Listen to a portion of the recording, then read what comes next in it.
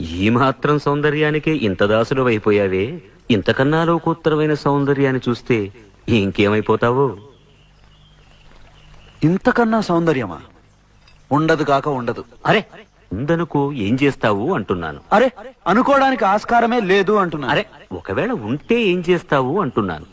ఇంతకన్నా ఆనందప్రదమై, ఆద్యంత రహితమై, అనంతమై, నా హృదయమంతా నిండి నన్ను తనలో నింపుకునే సౌందర్యమై ఉంటే అరే ఉండదయ్యా స్వామి. అరే ఉంటే ఏం చేస్తావయ్యా? ఆ సౌందర్యానికే దాసోహం అంటాను. అయితేరా చూపిస్తాను. పద చూస్తాను.